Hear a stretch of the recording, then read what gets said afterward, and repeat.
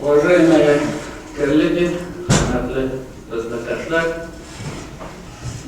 прежде всего хочу поздравить всех присутствующих и трудовые коллективы с наступающим праздником весны и труда 1 мая. Пожелать крепкого здоровья и профессиональных успехов. Отрадно, что в это непростое время большинство наших предприятий сумели сохранить свои коллективы. И праздник 1 мая, оно как-то осталось у нас традиционным, праздник весны, праздник труда. Поэтому, хотя бы в такой форме есть возможность поздравить.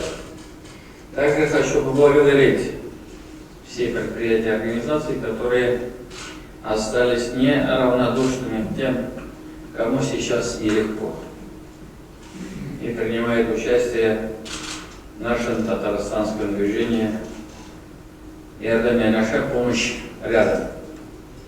Большое спасибо, Виктор Рахмат, есть мои обращения к крупным нашим организациям, они в меру своих возможностей оказывают содействие. Я думаю, что в такое непростое время мы все вместе справимся с этими проблемами, которые сегодня возникли. Сегодня мы проводим совещание по вопросам соблюдения социально-трудовых прав наших граждан.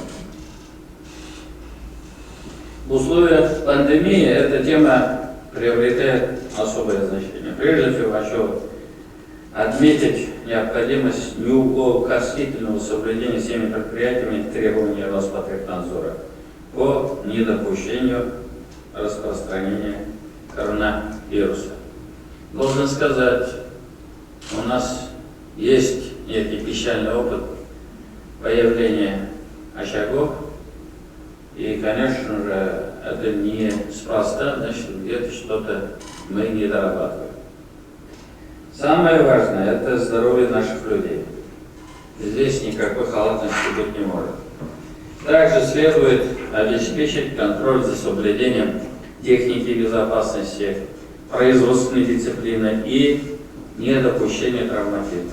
Особое внимание нужно обратить на травмоопасные отрасли. Это строительство, сельскохозяйство, транспорт. Здесь большинство предприятий продолжает свою работу в текущих условиях.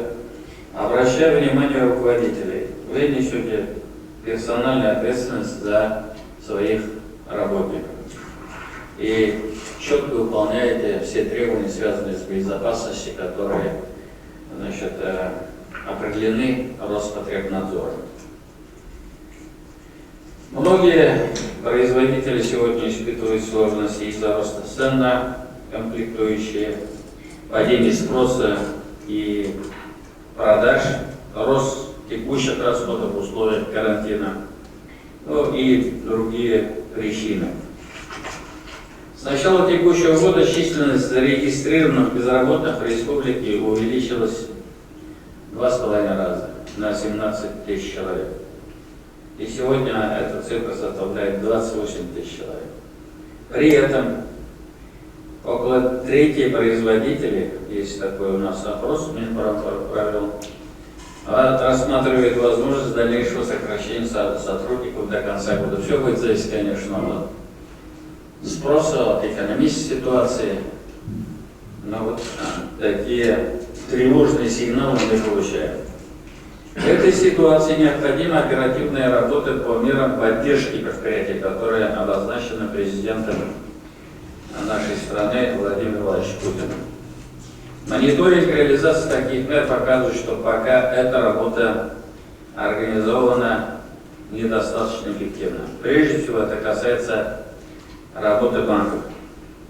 Предприятия, пострадавшие от России, должны иметь возможность оперативно получить беспроцентные кредиты на выплату заработной платы. Широкий пакет мер в виде кредитных каникул и льготных кредитов действует для предприятий малого и среднего бизнеса и системообразующим предприятиям. В данной ситуации мы понимаем, что банки тоже не совсем готовы к такому наплыву и к такой работе, но тем не менее я обращаюсь к руководителям банков эту работу поставить на системную основу. И, конечно, этот вал обращений надо систематизировать и найти решение, подобрать людей, мотивировать, чтобы наши предприятия могли быть обеспечены и ресурсами, и трудовые коллективы своевременно могли получать заработные платы. Также в целях поддержки индивидуальных предпринимателей и самозанятых мы направили предложение в правительство России о приравнении вот этой категории, которая тоже имеет право на получение пособия по безработице. На уровне республики подготовлен отдельный комплекс мер поддержки. Кроме федеральных блоков, 2 блока уже предоставлены. Сейчас, по-моему, идет работа над 3-м и 4-м пакетом. Наши республиканские льготные кредиты под 1% на первые 6 месяцев. Это для малого и среднего бизнеса. Субсидирование процентной ставки по кредитам, обнуление комиссионного вознаграждения по поручительствам гарантийного фонда на первые полгода, субсидирование затрат малого бизнеса в сфере общественного питания по оплате услуг доставки еды, предоставление отсрочки арендных платежей за недвижимое имущество, находящееся в республиканской и муниципальной собственности. Также создается и разработали механизм поддержки резидентов промпарка Кипмастер и Химград, это крупнейшие наши промпарки, по отсрочке арендных платежей, ну и другие меры. Все программы подготовлены с учетом предложений предпринимателей, в том числе высказанные в ходе проводимых на нашем уровне и в том числе с моим участием онлайн-встреч. От реализации данных мер напрямую зависит благополучие работников и их семей. Обращаю внимание всех заинтересованных министерств, ведомств. Работа по поддержке предприятий должна быть на особом контроле. Главными получателями помощи от государства должны быть организации, которые сохраняют свои рабочие коллективы, рабочие места. Обращаясь к профсоюзам и профессиональным объединениям республики, вам совместно с надзорными органами следует держать руку на пульсе и отстаивать интересы трудящихся. Но предупреждаю, перегибов быть не должно. Важно обеспечить баланс интересов работников и работодателей. Мерами поддержки, когда предприятие становится банкротом, это не лучшая форма. Все должно быть сбалансировано, все должно быть в интересах как предприятия, так и коллектива. То есть мы все в одной лодке. Все наши действия должны быть в рамках, строго в рамках законодательства. Обращаясь к главам муниципалитетов, необходимо усилить работу по сохранению рабочих коллективов предприятий, проводить постоянный мониторинг. Работники должны своевременно и в полном объеме, то, что присчитается, получать заработную плату. И самое главное, недопущение долгов по заработной плате. Сегодня руководитель Государственной инспекции труда подробно доложит о текущей ситуации. За последние месяцы на порядок увеличилось количество обращений, в том числе и в мой адрес по вопросу нарушения трудовых прав граждан. Если в среднем это было где-то 10-15 обращений, уже март-апрель 120 обращений. Министерство труда, занятости, социальной защиты совместно с контрольными органами следует провести анализ и разобраться по каждому случаю.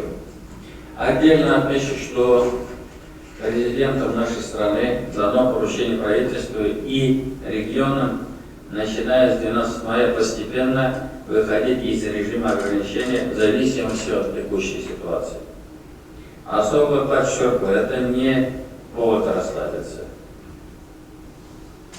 Впереди длинные майские праздники, в течение которых нам необходимо выдержать все текущие эпидемиологические мероприятия.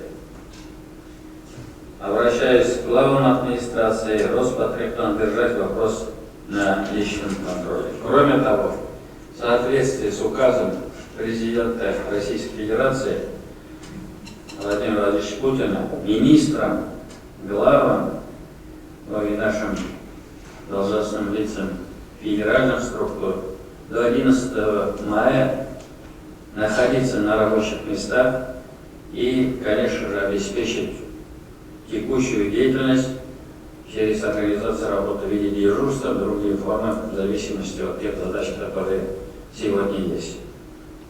Правительству республики необходимо разработать план по этапному переходу экономики республики к рабочему ритму на основе федеральных рекомендаций. Не только свой план, но свои предложения и на федеральном уровне должны предоставить, но и каждый регион, здесь одного рецепта не будет. Каждый регион будет действовать, исходя из той ситуации, которая есть. Ну, я попрошу Эльмира Амировна вас доложить о той работе, которая проводится вашим министерством. Все новости дня, выпуски программы «Новости Татарстана», программы и фильмы на сайте tnv.ru и на YouTube-канале ТНВ. Подписывайтесь.